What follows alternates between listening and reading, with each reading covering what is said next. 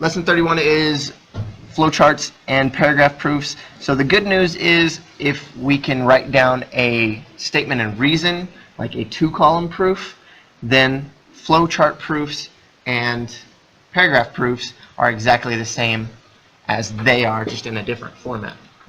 So it's just a different way to write a proof is basically all we're doing. So the good part is sometimes they'll give you a flowchart proof and say, write this as a 2-column proof. Or they'll give you a paragraph proof and say, write this as a flowchart proof. So they give you everything you need. They just want you to change the format most of the time. Okay? So let's just start one. On example 1, and a lot of this is just coming straight out of the book, so I'm going to be pointing at the book a lot. On example 1, it says, interpret this flowchart proof. So they give us some pictures to start with, and then we have to adjust. Or basically, we're just trying to figure out where everything goes. All right, so let's see if I can get this thing to adjust. Okay, so our givens will still go at the top. If they give us 2 givens, we write them side by side. Okay, they don't go in the same box. They go side by side. So the first given was angle 1 is congruent to angle 2 or angle 3. So 1 and 3 are congruent to each other. That was given. If it wasn't given, what kind of angles are 1 and 3? Oh no. Alright, after I get that established, the top parts are givens. Angle 1 and angle 2 are supplementary. What do I know about supplementary? What is the definition of supplementary? They are equal to what? Say that again? 180. Supplementary means they're equal to 180. So they go directly from saying that they're supplementary to that the angles, when added together, will equal 180 degrees. And that's by the definition of supplementary angles. We know that for sure. So here they just convert it from congruent to equal. So if we're going from congruent to equal, that's the definition of congruent angles. Definition of congruent angles simply states that if 2 things are congruent, they are equal to each other. Their measures are equal to each other. So going from that to this, we say 1 is equal to 3. So notice that 1 is here. If I say 1 is equal to 3, then I can substitute this in for that. I like flowchart proofs because they kind of put everything side by side. So how did I get from measure of angle 1 and angle 2 to the measure of angle 3 and angle 2? Is I substituted 3 in for 1 because I said that they're equal to each other. So that's the substitution property of equality that allows me to do that. Next it reads, angle 3 and angle 2 are equal to 180, and by definition of the supplementary, that would mean that angle 3 and angle 2 are also supplementary because they're equal to 180 when added together. Okay? Is there any questions on how we read that? All right. So in writing this as a statements and reasons, a 2-column proof, it would look like this. It's the exact same thing, except for it's broken down in 2-column style. So again, it gives you the same thing. So your givens are at the top, and then it follows suit. 1 is congruent to 3, so they're also equal to each other by definition. And then 1 and 2 are equal to 180 by definition. And then they use this to substitute into that, and got substitution, and therefore the last step of their proof. Okay? So these are the exact same things. So if you need to look back and see how to convert from one to the other, you just look at that example 1 and you can see it. Okay. So writing this flowchart proof, we're going to start with example 2. I know it gives us the solution right there. So I'm just going to follow and I'm going to move down. I'm going to move down. So given, we have triangle ABC. So here we go. ABC, ABC, and it's even numbers all of the angles for us. So chances are we're going to have to use those numbers later on. So we're given triangle ABC. We're trying to prove that 1, 2, and 3 are equal to 180. We know that for sure, right? Triangle interior angles are always equal to 180 degrees. Now we have to figure out why is that true. So I like this proof because it makes us understand why these things are the way they are. So let's draw line A parallel to CB. So this is called an auxiliary line. A is called an auxiliary line. They draw this line to help with the proof. So line A is parallel to CB. It is parallel to CB. And it goes through this vertex A. Okay, so it just drew that. It's a construction. They use parallel postulate, but it's just a construction. Okay, so we're given, I think they should have started with their given. So going from that step, angle 1 and angle 4 are congruent to each other. Now let me draw this line. If A and CB are parallel to each other, then when I draw this line, it is just, look at these angles, 1 and 4. They're alternate interior angles, so they're congruent to each other. And I know that because these two lines are parallel. So 1 and 4 are congruent to each other because they're alternate interior angles. So moving up in our next step, angle 1 is congruent to angle 4 by alternate interior angles. Okay, now we want to look at 3 and 5. So if I erase this line and look at angle 3 and 5, remembering that CB is parallel to A, then I look at 3 and 5. Those are also alternate interior angles. So 3 and 5 are equal to each other. Now we should notice that this line is connected with 2, 4, and 5. So I know that 2, 4, and 5, when added together, will be 180 degrees because they're on a straight line. So if I look back on this one, angles 2, 4, and 5, when added up, give me 180 degrees. I stated that right off the bat. This is a really difficult flowchart proof, by the way.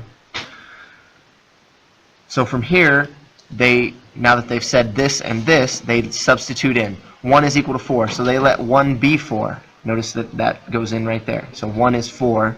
These two got switched around. Since 3 is 5, they let 3 be 5. Blam. So 1, 2, and 3, which are the interior angles of a triangle, are also equal to 180 degrees. It's a crazy flowchart proof, but it is interesting to know why we know this and how we can prove it. Okay, now paragraph proofs.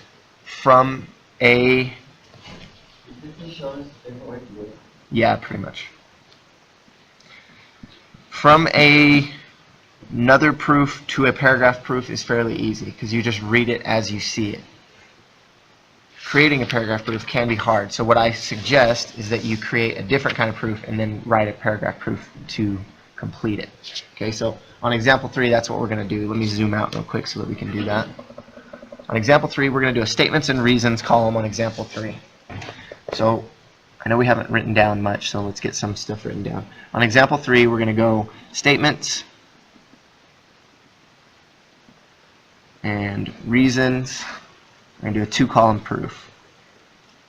So the first thing that we need to write down on example 3 is our given. So it says angle 1 and angle 2 are complementary. Angle 1 and angle 2 are complementary.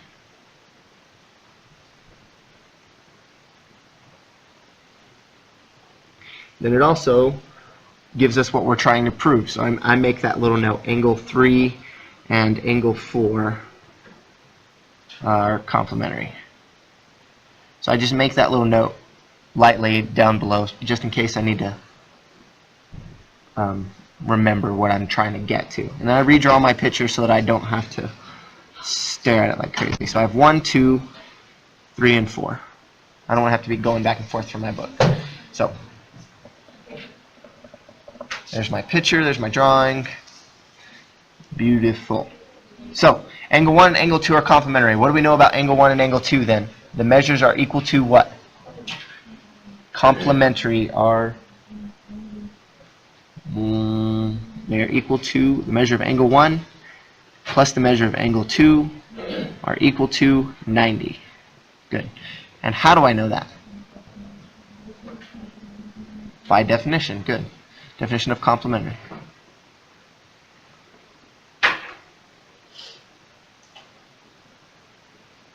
Alright, so from here down, I'm going to try to work from the knowledge that I know about 1 and 2. So 1 and 2 are equal to 90, so I know that this is a right angle. What do I know about 1 and 4? Ooh. Why?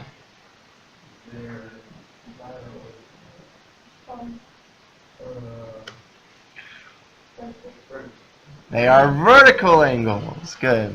So angle 1 is congruent to, the measure of angle 1 is congruent to or equal to the measure of angle 4. And we know that because of the definition of vertical angles.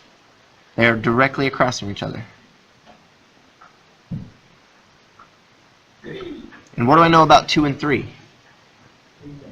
Same thing. The measure of angle 2 and the measure of angle 3 are vertical angles. So now that I've stated all of this stuff, I need to try to get to my point. I need to prove that 3 and 4 are complementary. So here I said that the measure of angle 1 and the measure of angle 2 are equal to 90.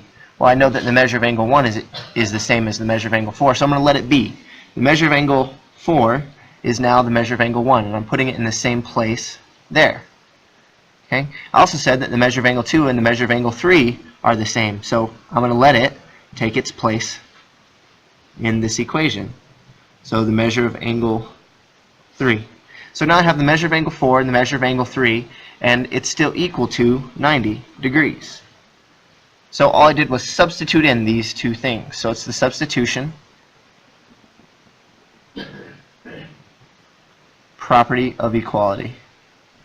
Because I just let them substitute in for each other since they're the same. Now that I know they're equal to 90, what can I say about angle 3 and angle 4? What can I say about them? If they're both equal to 90, complementary. If they are both added together equal 90, they are complementary. And what allows me to say that? The definition. My definition of complementary.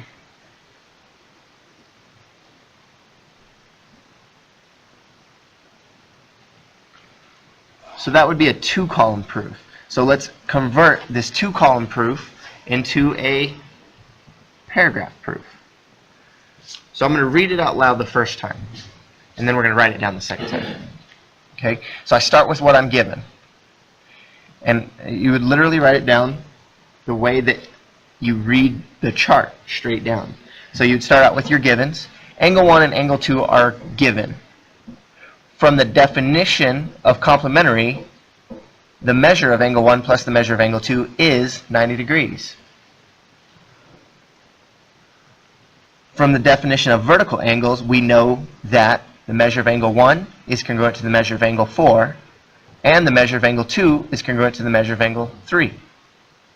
Using the substitution property of equality, I let the measure of angle 1 be substituted for the measure of angle 4, and I let the measure of angle 3 be substituted for the measure of angle 2, and they are still equal to 90 degrees.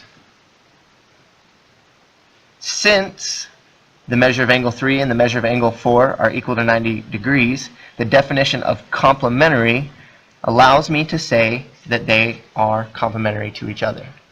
Okay, so you would write that in a definition form. Just basically how I said it, nothing really that different. So we're going to look at the way the book wrote it, and then we'll go over whether we would want something in a different place or basically the same.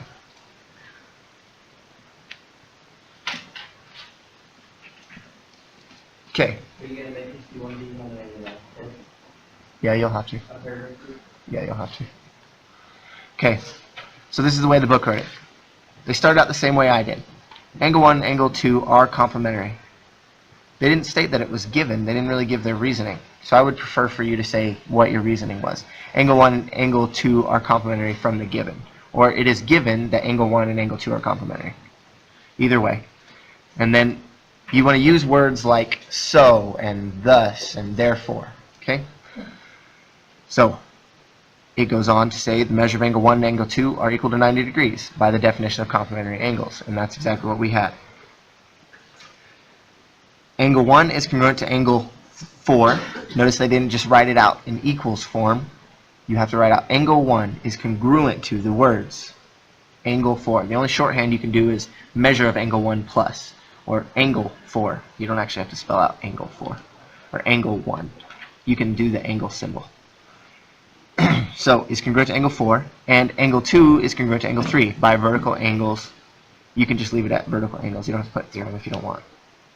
So the measure of angle 1 and angle 4 is equal to each other, and angle 2 and angle 3. Because we already said that they're congruent, I don't see this step right here being necessary.